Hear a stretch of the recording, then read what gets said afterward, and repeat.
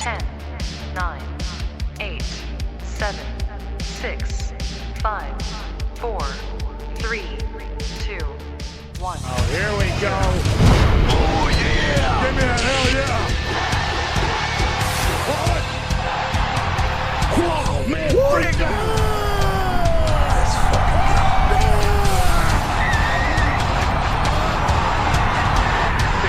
Real glass! Go cry me a river. Hulk Hogan, not only are you a hot dog, a grandstander, a showboat, and a prima donna, but you're a liar, too. In fact, I remember a time where we stood in front of the man that does nothing but lie, Brother Love, and you told some of the biggest lies that I've ever heard of in my whole life.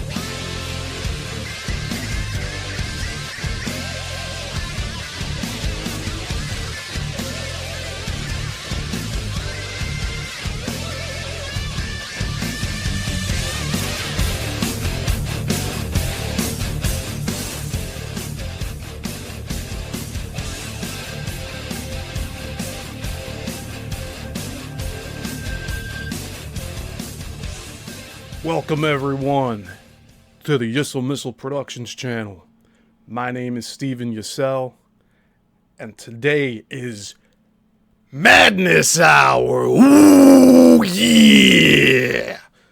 So today I have my very special guest. He's been off for quite a while, but we're back.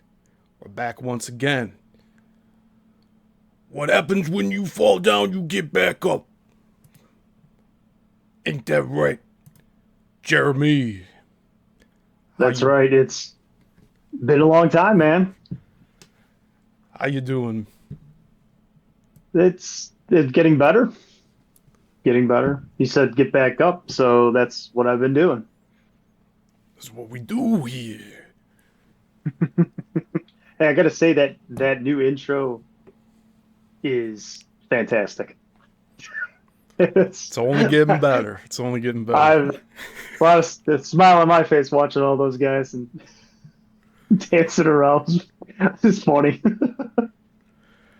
Yeah, it's a work of art for real.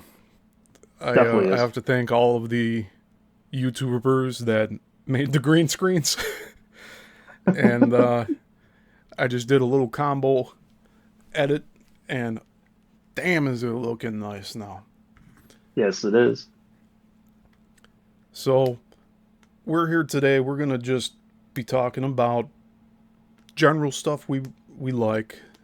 Normally, we talk about history, pro wrestling, and current politics.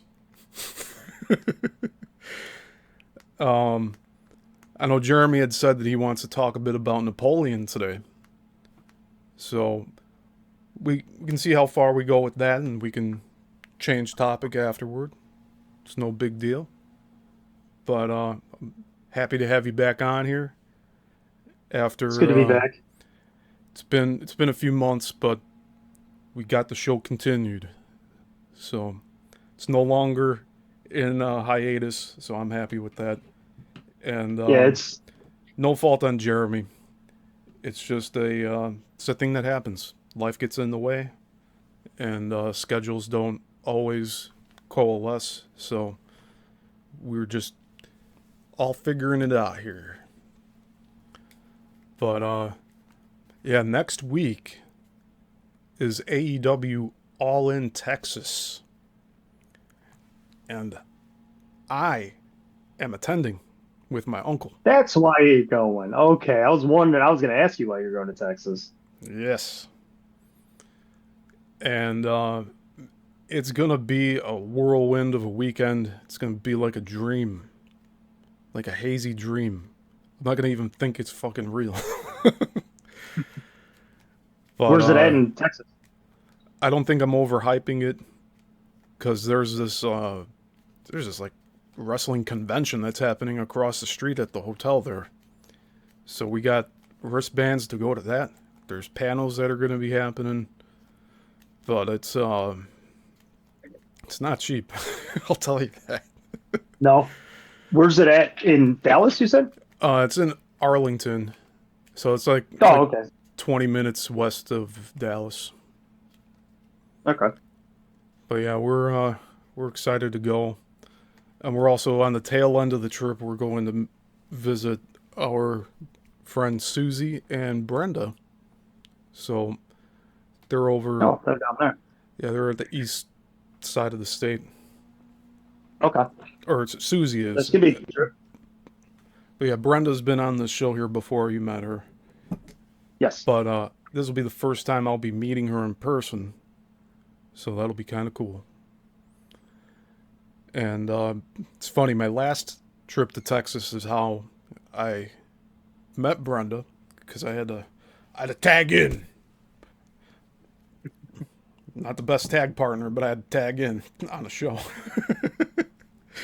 And then I ended up becoming friends with Brenda that way. So Nice. really looking forward to that. Like, the days are just crunching down now. I think from, well, like July or June 10th to 12th to now, like, the time has just gone on like 10x. I don't know how it got to July already. Don't tell me about it. So I've been here doing all of my eBay store work, taking listings down, putting them back up as sell similar to trick the algorithms to get more sales.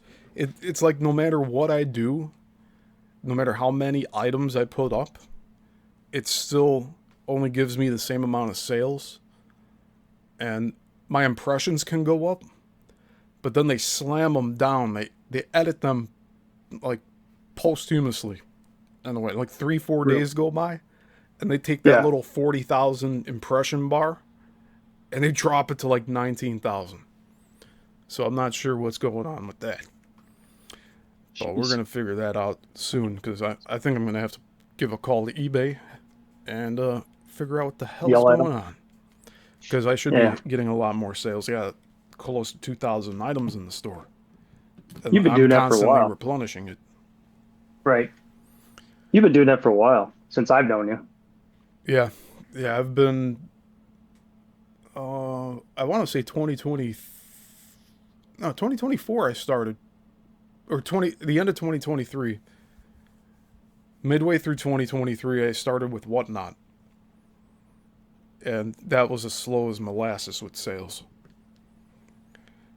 Really? I think that platform is more built for trading cards. Yeah. So they had their moment in the sun with their Pokemon this year with the Prismatic Evolutions packs. Now I'm hearing that's all on a downtrend. So that's why I say they had their moment in the sun. And yeah, hopefully those people can recover their investments, because I know more than a few of them were spending credit card money on just buying up packs and selling them for 3 times the price. Jeez. But thankfully, I wasn't one of those customers. See, I've been focusing on the media resale, the physical media, Yeah. and I've moved a little bit into the trading cards with the pro wrestling and baseball. And I do have original Pokemon cards, but those are for me to send out to PSA to get graded, because I'm not just going to sell a loose Charizard, Blastoise, Venusaur. All those cards are like worth a lot of fucking money now. Easy $700 loose. So I want to get those graded. If I can get PSA 10 on them, oh, I'm just glad that I kept them. Because I could have been Yeah. a fucking dumbass teenager and sold them while I was in high school or something for like $40-50 before the real craze hit with all of it. But yeah, the store's running fine regardless of all that. It just seems like I'm hitting a ceiling, and I don't understand why. Because I'm putting up different categories. I got Legos to resell that I've picked up, the VHS tapes, the DVDs, CDs, Hot Wheel cars, so die-cast 1/64 scale model cars, both in packages and loose. I have books that I'm selling, so I'm not sure what's going on with that. I mean, those just sit forever. You got some of these other stores. I don't know how they have like a different post office deal, I guess, where they can just have it sent out for $1 or free. I don't know how free shipping even happens. There's never free shipping. They either have this like I think it's called wrapped media, and that's how they get away with shipping stuff out for like $1. So they work the rest of it into the price, and then that's how they do free shipping. But on my end, I have media mail. That's the closest I can get to that. But I can only do that for the movies. So the VHS tapes, the DVDs, the CDs, those can get shipped out media mail. That's a little under $5 per order, unless they stock up on them. They can get 10 VHS tapes and it'll only cost them like $10 shipping. So it just depends on the order size and all that. But yeah, enough about me.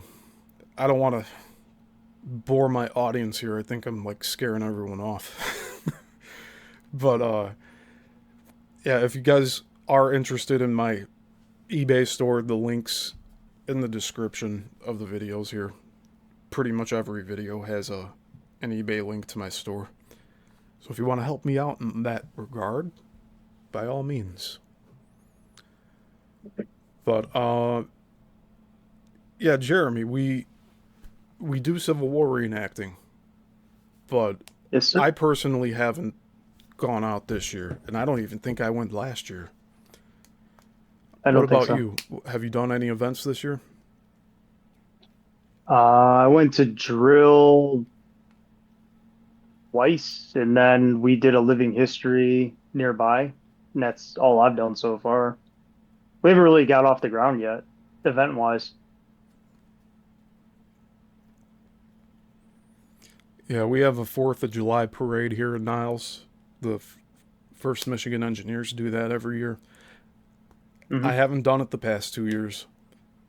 2 years ago, I was wiped out from going to Gettysburg.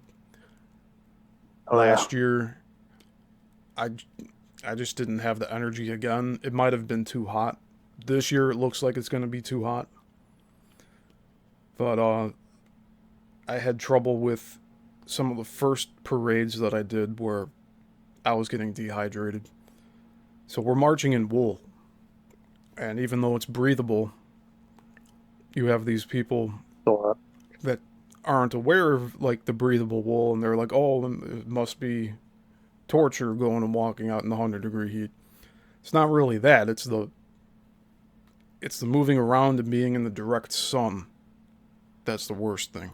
Because we can be at these events, as long as we're in the shade, it doesn't matter if it's 100 degrees out.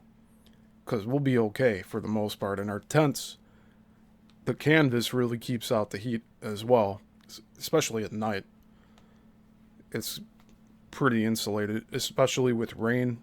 If it's raining, we don't get wet inside of our tent because the canvas just kind of beads up all the water. Yep. But yeah, it's in 2 days. I don't know if I'm gonna go. It just sucks because I have to get all my stuff out again, and I haven't gotten it out this year yet. So it's more of a preference thing at this point. It is. I don't think it's so much like it was a few years ago where it was very ambitious. I'm kind of that same way. Not that I don't enjoy doing it. I just like right now just dealing with a lot of other personal things that it kind of puts that on the back burner Yeah. as I figure stuff out. So, I mean, I still go when I can, but it's just like until I figure out this other stuff, it's like I'm not invested, if that makes sense. Yeah. Yeah, and we have an event coming up in Hastings, Michigan in 2 weeks. I'm not going because I'm going to be out in Texas. I'll be on my way back by that point. I should be home by that Saturday. But the event runs all weekend long, and Normally it's a 3-day commitment. And Hastings, Michigan from our area, so like 4.5, 5 hours, maybe longer. 4, I believe. 4. About 4 time change, something like that. And that area I will has a be. ton of mosquitoes. It has a, I don't That's know what if I it's a heard. river or a lake. I think it's a river. But heavily forested. They have a cleared out area, really nice, old fashioned center court town type of deal going on. They have a bunch of old buildings. Looks really great. It sounds great with the muskets. But again, I haven't gone to that, and I want to say this will be the 3rd year I haven't gone either. Just because of going to Gettysburg, and then you have Hastings 2 weeks after this week, and it's a lot of traveling. So going Right. to the East Coast, that was a little different story. I carpooled with Chris, and you had gone. Did you go with anyone? Like, did you carpool? No, I went with my parents. They came out. That's right. Okay. Yeah. And we have an audio podcast from that I still haven't posted. I I still got wanted to to hear trim it that. up and put it up online, and I haven't yet. But that 2 was around the years. time when there was a bunch of like smog and forest fire smoke coming from Canada, Yeah. whatever Yeah. that was. But it was harsh on Yep. the lungs, and Oh yeah. it was happening during that time. So we're talking about that in the audio, not for too long. But we started recording one of the nights there with a fire that kind of got taken over by kids. We're like, screw that. Oh my God. That turned political, and then there was a fight or something too. Yeah, you got a bunch of college kids thinking they're know-it-alls with current politics, and I was like, don't bring that stuff up at events. But No. we recorded with lapel mics the battles that we were in the reenactments.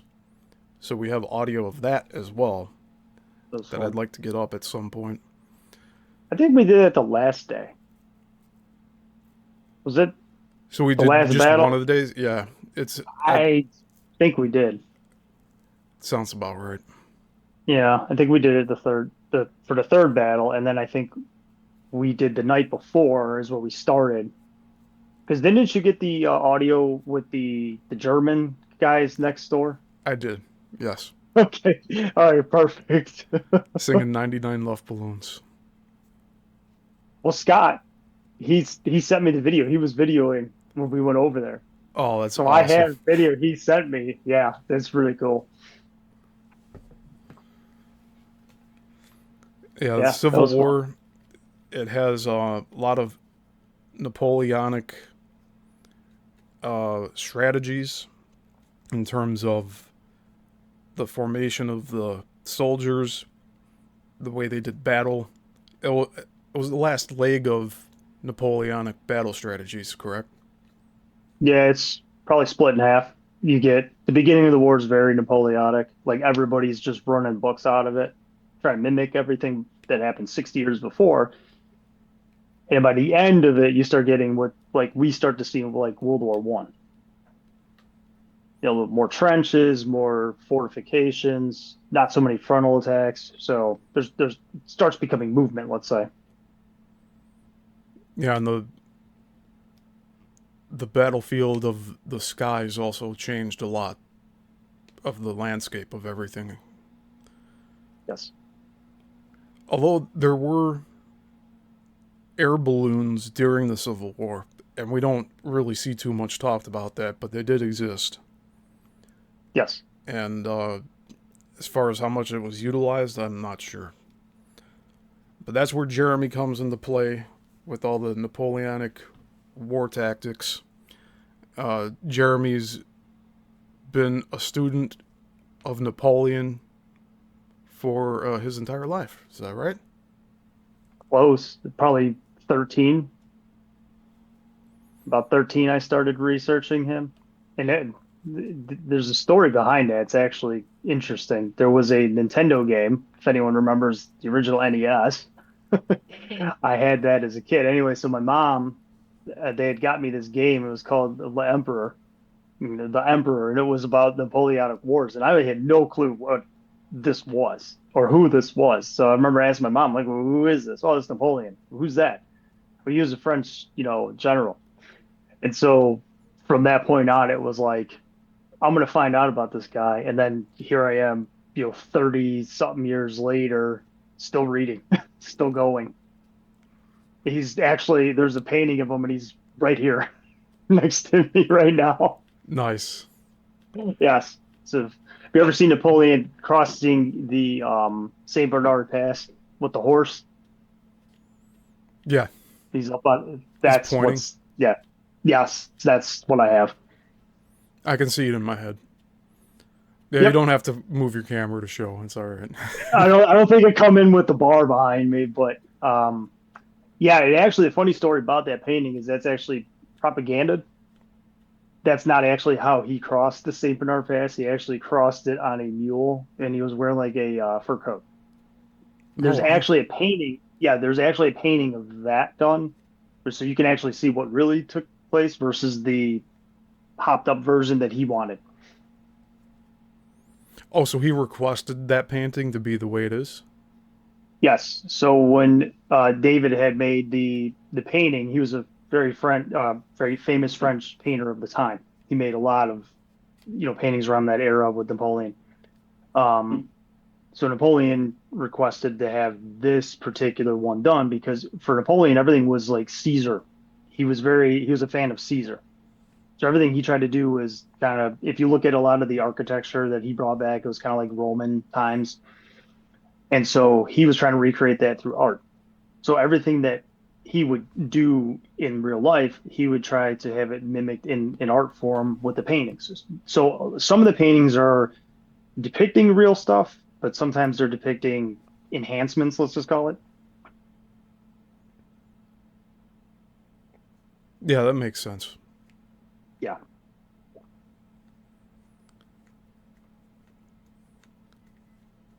Yeah, I gifted Jeremy a book on Napoleon, I believe, that You I did. picked up You gave from me, Milwaukee. Yeah. you did.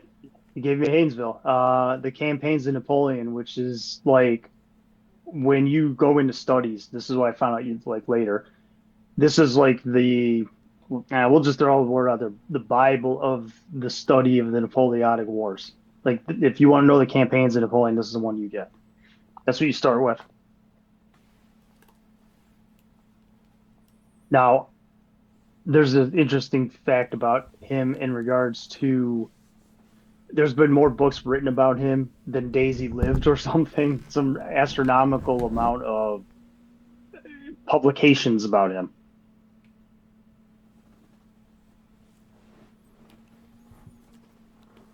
Can you say that again? I'm sorry, I was switching up my audio here. Oh yeah. So an interesting tidbit about him is that they claim that there's been more books written about him than the days he actually was alive on this planet. Wow. Like he's had more books written about him only second to Jesus, they say. Like that's how many books have been written about him and the wars and everything. Now, how many of those books have survived, do you think? That's a good question. The oldest one that I have was written in, I think, 1891. Wow. Okay. Yeah, yeah. Leather bound, really big. I don't think I could get it in the frame, but I could try. It's actually right next to me. My wife found this for me. I don't think it's coming up. You can. There we go. Let me Yeah. see. Yeah, you can Little hold it in bit front of- of you and it should pick it up. Sort of. Hold it right in front of your chest. Oh, now it just blocked you out. I see. Yeah, hold it Wait, right hold on. there. There you go. Oh, that's epic. Yes. So my wife actually found that for me on eBay for Christmas a few years ago. There was a guy, I guess he passed away, and his wife was getting rid of all these books, and he was a big historical fan. So she got this for me, and when I got it, I opened it up, and I'm like, holy cow! Like this, I mean, this is obviously very old. As soon as I saw like when it was printed, it was like 1891 or something like that. It's still in pretty good shape for 100 and almost 30 years old. Yeah, one of the oldest books I have is Lincoln's Stories and Speeches book, which it says it's published from 1902. Oh wow. So it's the furthest back that I have in that particular topic. But I have some other books that are in storage in bins that I picked up from downtown Chicago. They were getting rid of tons of books on like a 30th floor of a high rise. I don't know what was going on with that, but it was some Craigslist ad about 10 years ago. I don't know how I even pulled that off. But those books might be early 1900s, maybe a little before then. But a lot of them are falling apart.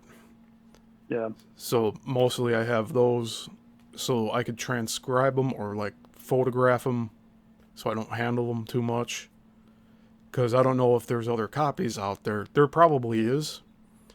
But I just want to be on the safe side if there's information in there that's not readily available today. I'd like to be able to digitize that stuff so that we can actually look into it and see what information's there. You know, it brings up a good thought. I haven't actually looked in that book to kind of see what was written back 130 years ago in relation to what is in the newer, books about particular topics that they discuss. Um, I should try that. I haven't done that recently. Yeah, the But Lincoln book I have, it's his stories and speeches, and I'm just being very careful with not handling it because I don't want to damage it at all. So I mhm. picked that up in Las Vegas in the thrift store, and I think I paid about $70 for it. I might have paid a lot more. Like, I might have paid double that, for all I know, because it's been 6 years now. But I have that, and then I have a 19th Illinois publication, like a hardcover book that I still have in its wrapping that the seller off of eBay sent it to me in. I'm holding off on all of that stuff until the Mhm. time is right for me to sit down and go through all of it. And right now I'm going through my other, like, more recent books. And then, like, the Bermuda Triangle book, I had that for over 10 years. The Charles Berlitz book. And then finally I'm like, okay, I'm going to start a deep dive series. And I'm just going to read this whole thing live on the channel so that I can document that I went through it, and then also that's open for other people to get the information if they're just wanting to sit down or lay down in their bed and listen with the audio. They'll be able Yeah. to get that same information from me reading it live. And that's the whole concept I have going with most of these deep dives that I've been doing. But the Lincoln book, I talked about showing a little bit of it today, but I think I'm going to hold off on that. Because I do believe there's speeches in there that I think only, like, there's this Time Life book collection of the Civil War. There's like 30 Mhm. volumes. And only in some of the books there's excerpts of his speeches pertaining to certain topics that the books are talking about. But I believe this book has entire speeches written out. And ones in particular that I'm interested in are ones he gave while he was a candidate for president before he was voted in, talking about how he has no intention to free the slaves of the South. And then also midway through the Civil War, when he gave the bargaining chip to the South saying, if you agree to a ceasefire and end the war, you get to keep your slaves.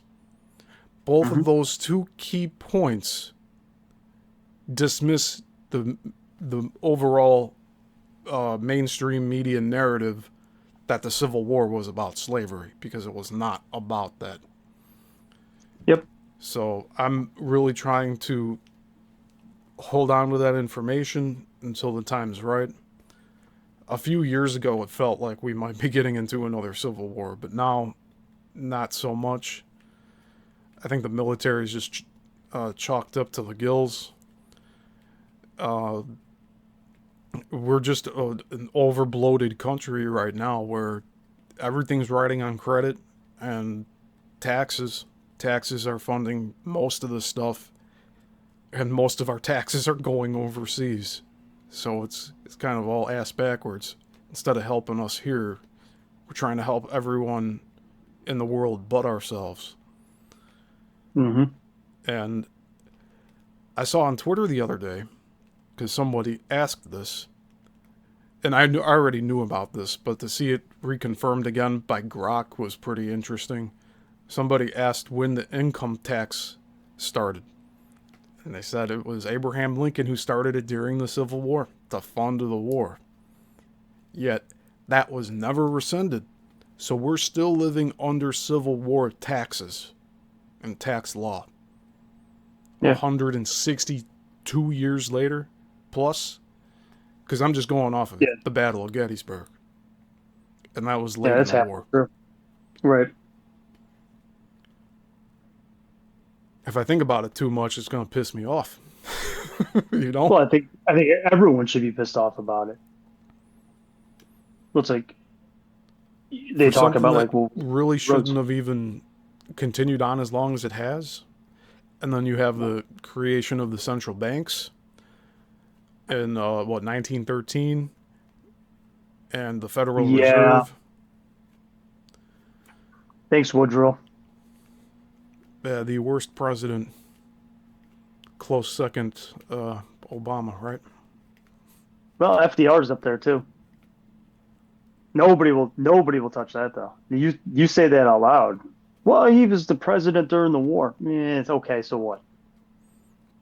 Wasn't he one that got a third term? He got 4 terms, I think. 4 terms. Wow. I think he died just as the 4th one was starting, but he was in there a long time, and he was mostly during the Great Depression. And then there's some scholars who state that his policies during the Great Depression actually extended it. Here's a question for you. Who was the first country in the world to get out of the Great Depression?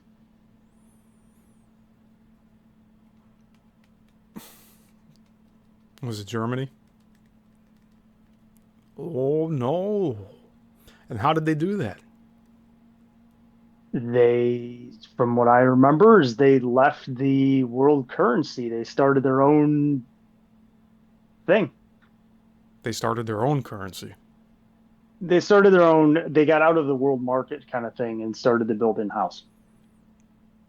Yeah, and from what I heard, the banks didn't like that. No. Well, I don't know how people would feel about the documentary, but there is one that's out there. Imagine walking around like pre-World War II Germany. You've just lost a war in World War I, not 20 years earlier. But you're a German walking around Germany, and there's not signs up in the windows saying no Germans allowed for hire. But that's what was happening, from what I've read. That all the job market had turned into helping only certain religious groups, which now they're all screaming bloody murder, that they've been persecuted ever since. But if you look even further back in history, they have been kicked out of countries going back as far as the 1200s for clipping coins to keep the shavings and melt them down to then make new coins. Stealing money. That's why we have ridges on all of our coins. To prevent that. Shaving. I didn't know that part. It keeps going and going. But you Well, see, I'd we like could to talk work- around these subjects without really setting off the algorithms, but that's really what was going on. And it helps me understand how World War II kicked off to even begin with.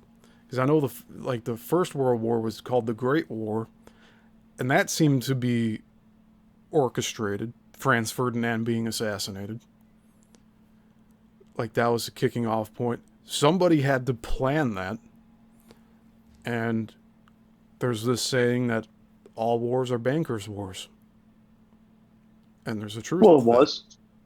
Okay, so take what you just said, and you get the Balfour Declaration happens right in the middle of the war. And what is the Balfour Declaration? England, as long as they win, they're going to create a little place in the Middle East for certain people. So this goes back over 100 years ago, where the seeds were sown, where this was going to happen. Why did that happen in the middle of the war? Yeah, and it was the British that were leading that whole effort, too, from what I recently read. Well, there was something to do with the Rothschilds were behind that and got Lord Belfort to sign off on it. And Rothschild actually, you can see his video on YouTube. He has the signed declaration in his house. Wow. It's in a glass case. This is the real one. This is the real declaration signed by all of the, higher ups. There it is. He's got it. It's like a trophy. Now, wait a minute. Why is let's say private citizen, why does he have that? That's like you or me having the Declaration of Independence in a glass case in your bedroom. That's how I look at it. Yeah, if we were... Well, I'll challenge you on that and say it would be a little similar to a fictional scenario where, let's say, we invited Ukrainians to move into North and South Carolina, and then over the next 30 years, the Ukrainians claimed the states of North Carolina and South Carolina as Ukraine.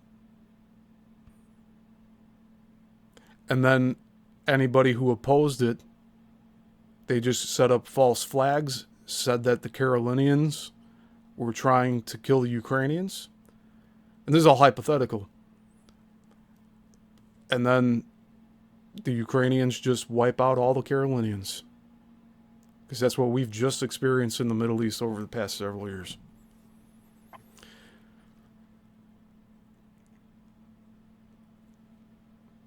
I hope that never happens here. I don't think it will. Because we're pretty armed. And especially the Appalachian Mountains. Forget it. Like, you're never going to be able to take that territory over from those natives.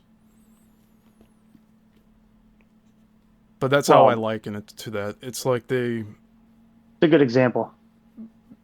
if we were to accept war refugees into a state in the U.S., and then over a period of time, the ownership of that state slowly changes to the point where it's like not debated, and the people who, like in the mainstream media, it's not debated. And then the refugees claim ownership over that state over time. And that's what I think is happening over there. All around Jordan, Jerusalem. That's as far as I'm going to go. Because I can't, I don't want to risk this channel, this stream coming down. Although we are recording everything here. So even if it gets pulled, we're still going to be able to get the video out elsewhere. Look, it just comes down to there's things that should be questioned. Like, not everything is black and white that, like, the mainstream wants us to believe. I mean, there's things that are fine to question. I mean, the documents are out there, but the history is out there. Like, the fact that it's not being talked about is alarming for me, because it's like, well, it's here. So who's setting up a narrative? Yeah, I'd like to know that. Yeah. Hey, Brent, good to see you in the chat. Yeah, we haven't done a Madness Hour in quite a few months, so the algorithm's probably being a little wonky today. But I think there's going to be more people that'll watch this after the fact. And, yeah, what else can I do for a 2,000 sub channel? I rarely get 10 concurrent viewers at a time. So it's just as tough to try to change that, because the past 4 months I've been doing deep dives, all live streams 4 times a week. You'd think that the numbers would pick up, and with the variety of content too, but that's not happening for some reason. So even this, the topics we're talking about, it's gonna be shown to less and less people, but I'm okay with that. But we have to, like, walk on eggshells, so to speak. It's unfortunate. But I think I'm a little more wise with how I discuss these topics, because I've listened to other people they have to be federal agents, the way they talk about some of this stuff. It's like they want you to get arrested. And I've learned over the years to not be blatantly one way or the other. So I approach a lot of these topics objectively, and when you look at them objectively, you get into the territory of people wanting to admonish you for disagreeing with the mainstream narrative. And so you have to kind of pick your conversations, you know? And it's unfortunate, because we should be able to freely talk about anything here, especially in the United States. But we have people from all over the world watching on YouTube. We have people in the UK and Australia. We have people from Hawaii, which is its own island. Besides us claiming it as a state, it used to have its own kingdom. But it's all over the world, and people are able to watch this channel that way. And but we're operating out of the U.S. We should be able to talk about whatever we want on here. And with me being as established as a channel that I am on here, I should be getting more numbers in terms of the viewership. But it's just, it seems like YouTube wants to focus on the shorts. And if we just start talking in buzzwords, it'll either shut our channel down, or it will garner attention from the wrong individuals. Like, we'll start getting trolled and stuff, and I don't want that happening either. But I think we were able to talk about a lot of stuff without directly naming anything. And I think people got a good idea of what we were speaking about. But the wars around the world, it all comes back to the central bankers. And then if you look at both sides of wars with the supplying of, like, military tanks and planes, I mean, you have these older car companies that supplied both sides of the wars. Mm-hmm. And then they claimed they needed the metal from the bells from all of these churches. They had to stop production of the penny here in the U.S. They had to do steel pennies. Why? It doesn't make sense. The bell thing really doesn't make sense to me. Because there was a different motive involved with that. The vibrational healing of the body with the bells, the harmonics. And I really think they tried to destroy that. And I mean, I'm not too familiar with this, but was Dresden, Germany, after World War II, where it got firebombed? No, it was at the end of the war. It was at the end, okay. It it was probably, I don't remember. Well, anyway, that whole March entire maybe. city got wiped out. There's a Yeah, famous it wasn't photo, a. and we need to It's not. It really. wasn't a military target. Sorry, go ahead. I was gonna say it wasn't a military target. There was nothing there for them to bomb. So the question over time has been, why was it targeted? And there's only one answer for that. It was where all the refugees were heading out of East Germany, going west to get away from the Soviets. So it was a congregation center.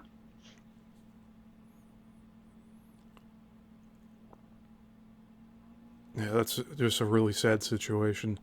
And I don't know about the photos that I've seen because I'm looking into these older photos that have been doctored. A lot of photos that we see from the past have been superimposed, multi-layered. You can take negatives and put it onto a developing paper. You can take 5 to 10 negatives and have it all exposed on the same piece of paper. And then you can pass that off as one image. And the one in particular that I'm thinking of Dresden, it has some statue at the top of a building of like a woman, like with their arm reached out. And behind her, It's church. you just see complete destruction. That's the Everything's leveled. cathedral. There's no buildings left. No. Yeah, that's the cathedral. Wow. Yeah. And what they were finding in some of the cellars were whole families would go down to hide from the bombs. And the fires got so hot, so absorbing so much oxygen, it would suck the oxygen out, and they would find they weren't charred. They were just found like fine. What was happening was that they was sucking the oxygen out of the buildings. So these people suffocated in their cellars. Yeah, see, it's not all glory this wartime. I know a lot of these United States museums of war, they try to just make it all. They really make it like the Marvel movies. Captain America going, ye gotta go out in there and get stuff done type of mentality. And if we were to just be told both sides of the story, I think we'd all be better off. We'd be better informed about the mistakes that were made so we don't make them a second time, third time, fourth time. But I'm also under the impression that our history's been wiped several times. So we're put into this position to repeat history over and over because of how much is being destroyed. But that's why I'm going and doing all this research to get it out onto YouTube, getting everybody caught up with stuff like the Bermuda Triangle. Don't go out there alone in a plane or a boat. You might not come back. You might still be alive. You might go somewhere else, but you're not going to be here anymore. You know, you've inspired me that now that I'm kind of getting back on my feet with everything on my channel that I had that I was going to start on. But you do these deep dives, and it's kind of like I want to get back to what brought me into like loving history, which was the Napoleonic stuff. But I wanted to be more specific, like how you're talking about, like the deep dives, and say like against the narrative. That's what I would kind of do. Yeah, I've Like been. just A lot of this you is know, all I freeform. I yeah. don't follow any other template other than like what I've learned over the years as far as presentation goes. But I'm going chapter by chapter. I'm listing the titles in my video titles. So like the chapter titles are part of the video title. But it's turned into this whole thing where it's a journey. You start with me at part 1 and you go with me all the way through, then you're going to learn some information you didn't know before. Because a lot of these books have those nuggets of information in there where it's like, hold on a second. And a lot of the time it's just like in passing mentioned. I know the energy grid, they were talking about different effects of time and space, and they kind of said something in passing in one of the last episodes I did, and I'm like, wait a minute, we have to go back and reread this paragraph, because they just kind of threw this in there like it was just a side note, but it seemed like it was so essential to everything that we were talking about.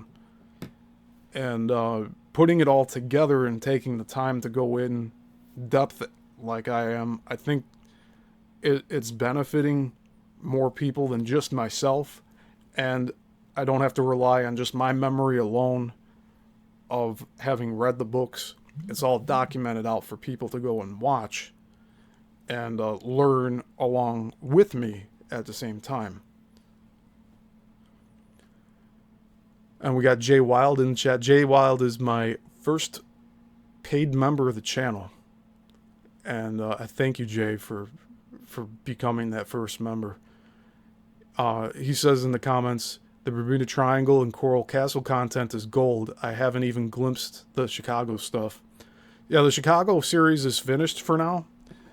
And I say for now because we finished the Flickering Empire book, but it's 15 parts. And I tried to keep it between an hour and 2 per episode.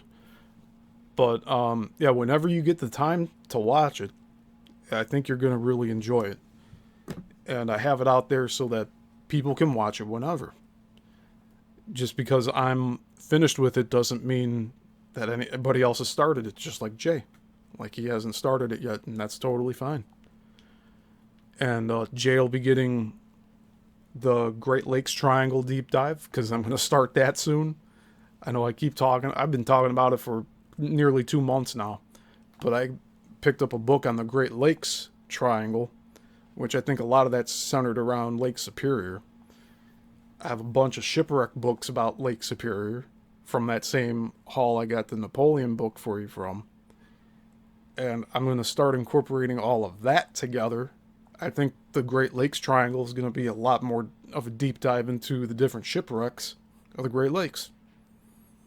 And I have specific books where I'm thinking, like, we're just going to read through them all, and it's just going to be part of the series. And if the series runs 30, 50 parts, I don't care. As long as we're getting that information out, we go over a certain amount of books, and as long as I stay consistent with it, then I'll hit those numbers. I'm on part 20 of the Coral Castle deep dives, but I'm on like the 5th piece of literature. Because we went through pamphlets, we went through personal writings of Edleed Skolnick, and then there were 2 books that were referenced in the original book we read. So we're reading through the first of the 2 books. And I haven't even gotten the second book yet, but we're going to read that as well. So that's going to be running for quite a while. And I'm trying to build it so that people can jump in at any point, but you'll get the most benefit out of it by watching everything from start to finish. But you'll also see like the progression of how I've put together these presentations. And it's just, it's a learning experience for me here, because I was trying my best to do live streaming back in 2020, but I was doing it for other people. I was doing it out of sound studios for bands. And now I'm able to do this setup here with what I have now. And I had to learn how to use OBS and get all the different graphics going. I had to start making intros. I think this show was the first intro that I actually made for a show in this recent time. And when I started the deep dive series, I didn't really have intros for those until the Chicago film industry one. So now it's at a point where every show I do needs to have an intro, an outro. I need to be able to set this up so that I have the music going and I'm not like muted half the time. I was having problems where I'd come up on live and I'd be talking for 5 minutes, but no audio was coming through, and I had no idea. I had to rely on the comments to be like, "Hey, you're muted," and then I look in OBS and it's like, "Oh, of course, I'm muted on here." And it's happened actually, I think 2 weeks ago that happened as well, where I saw that I was muted for the first 5 minutes, but nobody was in the chat. So I just stopped the stream and I restarted it. I deleted the old stream. So there's going to be those things that pop up with it. But if you're thinking about doing that again with your podcast, I encourage you to do it. Just keep up with it, even if you have to do it once a month. Because that's how I was doing these interviews, these one-on-one interviews. I was doing them once a month, sometimes once every other month. And then when I started committing to doing things once a week, then I just started building out my schedule. I was talking about doing a show every day of the week. I'd have no time to do anything else doing it that way. So I'm just trying to pace myself so that I understand, okay, I have this block of time I could use on this, but I also need to prep the shows. I need to make sure everything's running smoothly. Just like we started here tonight, like 15 minutes after start time. But it's going to happen because I have to get Zoom ingested into here. Jeremy needs to be able to be heard and seen on his end. And there's just things that pop up where we have to work through the technical difficulties. It's always going to happen. That's why I said with some of my other past interviewees that I don't interview anymore, one in particular, they got really upset over a 5-minute window.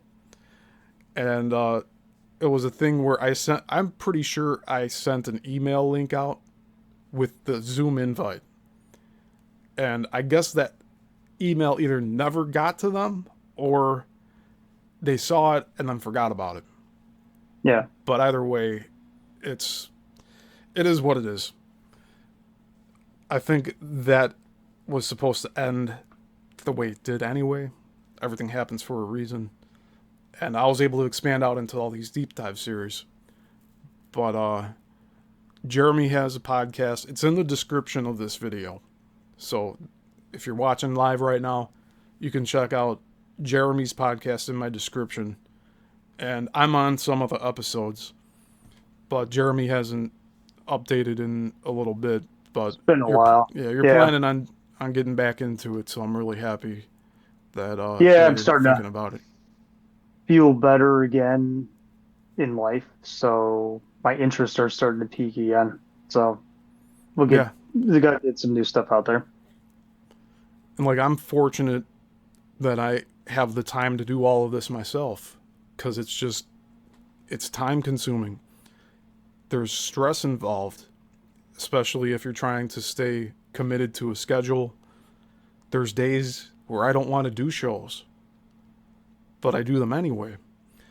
And there are days where I just cancel, either if it's bad weather or if I'm not feeling well, which is very rare.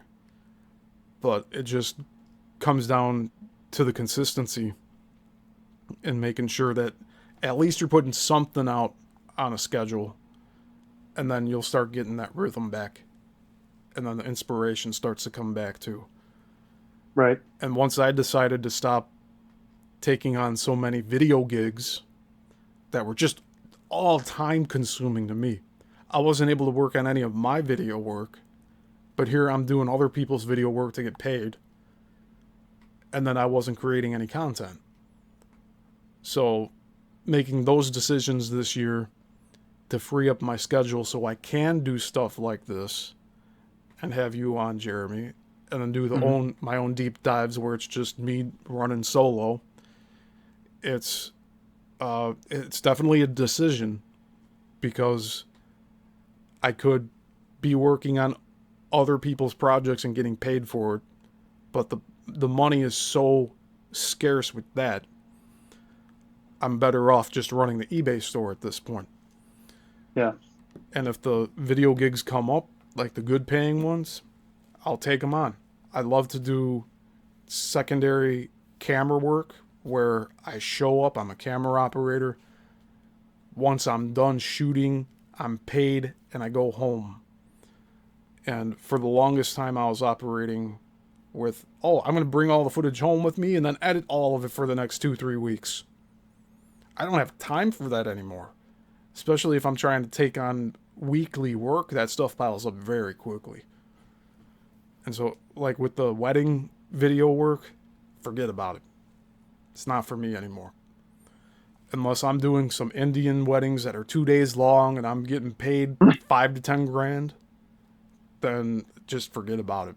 I'm not doing this for $700 anymore for 2 days of work, plus all the editing I'd have to do. I think really I liked doing the DVD constructing because I've mastered how to put together chapters and menus, motion menus, navigation on DVDs. I mastered how to do all of that through Adobe Encore. And then Adobe Suite removed Encore. They just completely got rid of the format because they were moving away from physical media. And I was still getting requests to do wedding videos with DVD post-production, but it started to get fewer and fewer as the years went on. And now it's like nearly non-existent. So I was trying to market stuff like having a little USB key inside of a glass bottle with a cork. I was just trying to get really inventive with that stuff, but I really...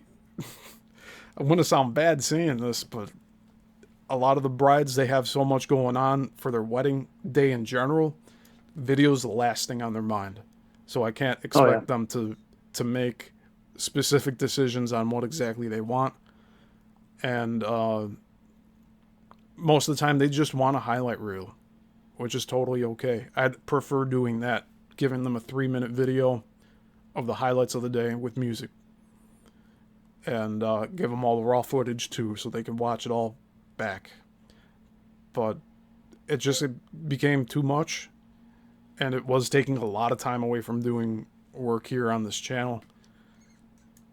But it's definitely doable. I think once you get that next podcast going, you'll get that spark going. Yeah, You'll be like, all right, I'm like, you'll refamiliarize yourself with the process, and then that inspiration should carry you over to the next one. yeah, definitely. Man, I just ranted for a while there. Sorry. That was good. It's okay. I got the floor. It's my show. No, that's right. I'm just kidding. It's our show. It's both of our shows here. I have Jeremy here more so as a co-host. So, but it is being streamed on my channel. I don't like talking like that, though. But I do tend to go off on rants. It's okay. I'll let you rant. I'm sorry. I keep talking over you.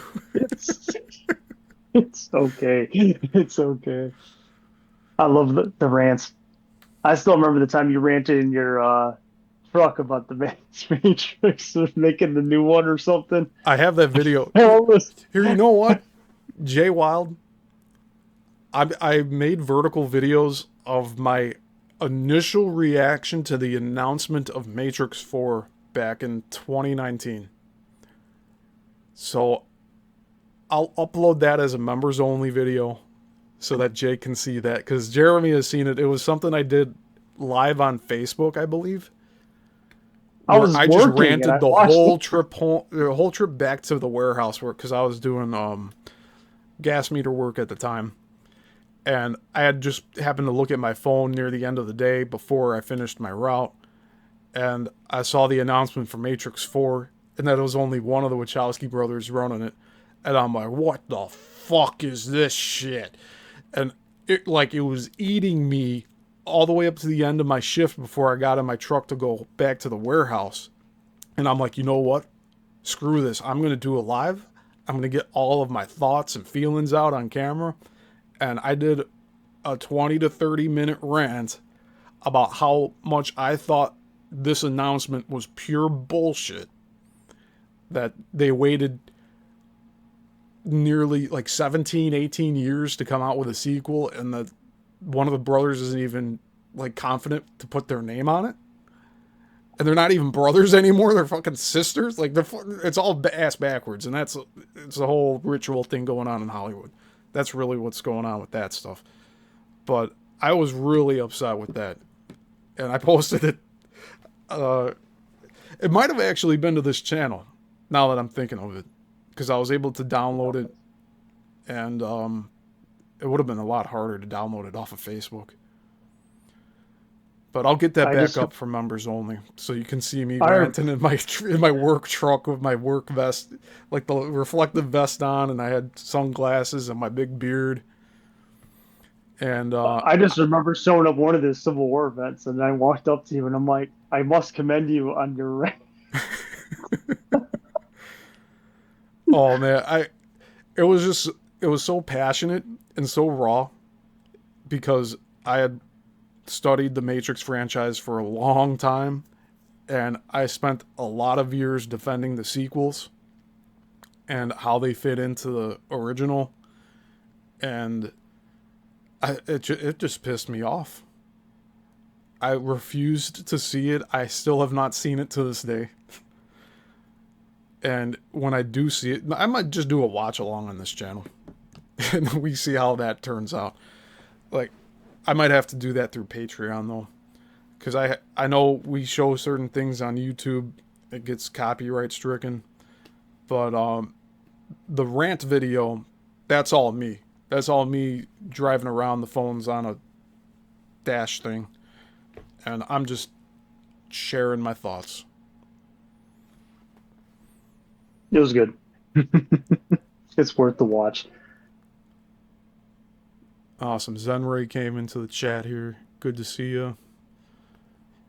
Yeah, we have a good crowd here tonight. I think we're gonna be wrapping this up though, because we did go a little over an hour today. It's a little longer than the last episode, but not as long as episode 2, which was, I think, close to 3 hours. That would just be shot from the hip on that one. Yeah, because we got into talking about paranormal and everything too. Yes. But I think just for the algorithm to get back into the habit of having this show go out to people, I think we'll keep it short today so that we don't exhaust ourselves here. Because, yeah, I feel like I'm running out of things to talk about. But we got the Matrix rant video brought up, so that's giving me some stuff to do after the show and get that up online. But, yeah, we didn't talk too much about paranormal today. There's a lot of stuff happening in Gettysburg all the time with paranormal. And I do intend to go back and visit and possibly do some investigating there with that. But it seems like a lot of the poor souls that are still here that are on that battlefield, they don't know what happened still.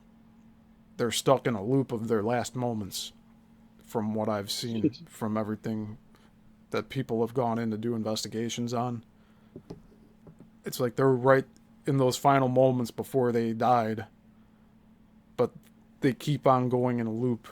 And it's either that, which I hope it's not, because that sounds like utter hell. Yeah, it does. Or it's a recording of the energy of their final moments. And that's what we're seeing and experiencing on the back end. And it looks to us like they're reacting in real time, but it's like we're watching a videotape. I'm a lot more comfortable with that concept because then it doesn't involve souls being in a trap where they can't get out of it. They don't know what's happening, and they're constantly having to relive their last moments without remembering the last iteration. It just keeps happening over and over and over. And if that's still going on to this day, I don't know what else you would call that other than hell. Hell. That's hell to me.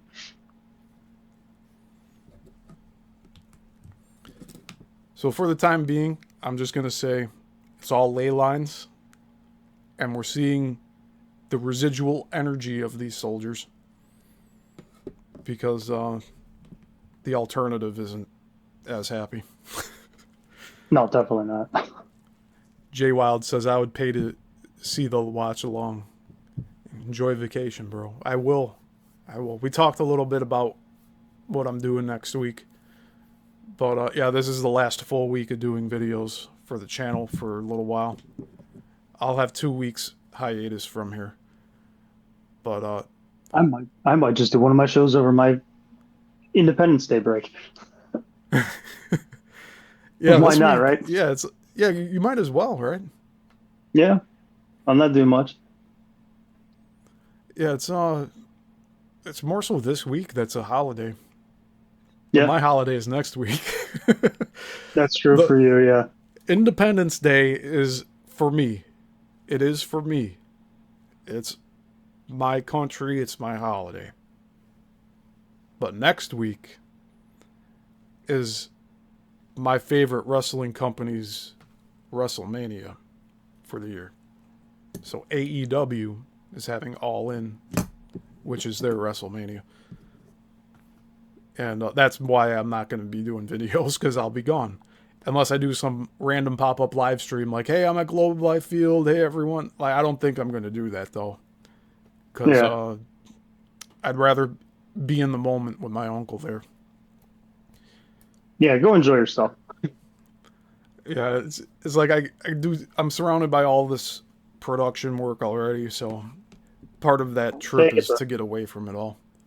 Yeah. Take a break. Go see if Bret Hart's there. You know, I'm wondering if he's going to be there. It's a wrestling thing. He might. You never know. That was my favorite wrestler. Yeah, Beyond the Box in the chat says Susie and I found Independence Day last year. Or found independence last year. Yeah, and it was on the 4th.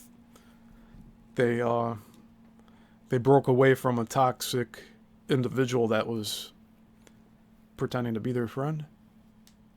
So that's good that they got away from that. It's My funny it happened on the independence. 4th. Mine was 2 months ago. Nice. Yep. 15 years the hell was done. And it's relieving, isn't it? In a sense. It's been fairly interesting that I no longer have to deal with that individual. It's quiet. It's very weird. Very weird. In a good way.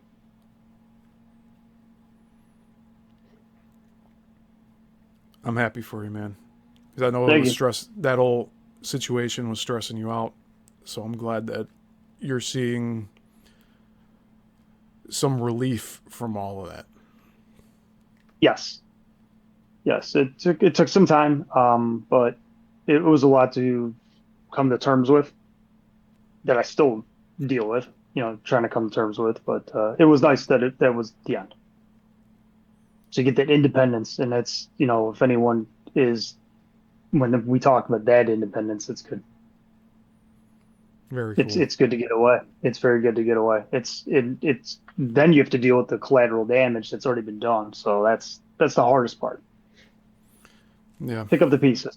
So, and like you said at the beginning of the show, it's get back up, brother. Not get knocked down. You gotta pick yourself back up, That brother. was It's always about getting back on the horse and seeing it through to the end. I know I'm that, paraphrasing it, but that's the wisdom of that's what he Macho said. Man right there. That was it. Yes. So I took that. That was one of my thoughts during all that was what you had said to me in the text message too. So that was one of the things like just get back up. It's okay for macho men to explore every type of emotion. A macho man cries every now and then. It's okay. Yep. Yeah. I've So I had many appreciate laughs and I've had many cries, and I'm gonna have many more. that. Oh yeah. But it's all about me getting back up. Oh yeah. Now you make me want to watch WrestleMania 5. Oh, yeah. Oh Been quite a jeez. while. I need to actually rewatch that. I watched King. We're gonna wrap this up. We're just spitballing Yeah. now, but I You know watched it. King of the Ring '93 just the Oh, other the one that day. was on YouTube? Yeah, Yeah. yeah. WWE Yeah. Vault put that up. They had one yesterday. They were running a live. It was the new generation. It was Really all these events. So last night I watched Royal Rumble 93. Speaking of 93. nice. Yeah. Yeah, those were some good years. It was like Interesting. 90. I don't know. The 90s were kind of weird for WWF, but they They were. eventually they had their golden years at the end of the 90s. And It's we have so many memes from all of that. It's oh beautiful. god, yeah. Oh yeah. I You could know, just the mid '90s is kind of like when you look back, it's very cartoonish. I'll be honest. You know, in the sense of like what comes afterwards and then what came before it. But I've been watching a lot more of like '93 through '96, and it's like they get some decent stuff though. And I don't know if it's nostalgia for me because I lived watching it live, or it's just like there are some gems in there. I mean, if there anyone are, wants to watch a it's a little gem, bit of both. It's the nostalgia, but like you also appreciate the style of wrestling that was happening at the time too, like the technical stuff with Bret Hart yes, and even Bam Bam Sean. Bigelow. Seeing him compete in the King of the Ring, that was really something Yeah, else. he was an agile guy for what 380, something like that. I mean, he can move. Um, yeah, but they never really gave him too much of like matches. I can't even think of like big rivalries. I mean, they gave Lawrence Taylor 1 year, and then he had Doink the Clown. I mean, it's just like, yeah, okay. Um, but like the Bret Hart 1-2-3 Kid match on Raw in '94. I mean, that's still 31 years later. It still holds up. We have in the chat, Jason H just showed up and he said, just got back from Jurassic Park. You can save your money. I had no Really. idea Jurassic Park even was out in theaters. That's how disconnected I am from Hollywood today. But that's good to I'm hear. supposed to see. Well, To stay away from that for now. I haven't watched any of the new Jurassic Worlds or anything. But okay, we're going to end this. We've gone on a little over the hour that I wanted to be on here. We didn't have any real rigid schedule, but I figured about an hour would work for all of this. So I thank you, Jeremy, for being on here. And thanks for having me again. it's my pleasure. We got to do this sometime when I get back. Maybe, Yeah, we'll give it a month. We'll see by like the first week of August. We'll see where we're at. that works for me. Works for me. Yeah, I'll be out of here for 2 weeks. So if you guys need to catch up on anything, any of my deep dives, any of my live streams, that's the perfect time to do it because there won't be any new content coming out. But thank you again, everyone, and we will all talk to you very soon. But thank you for being here on Madness Hour, and until the next one, class dismissed. Oh yeah.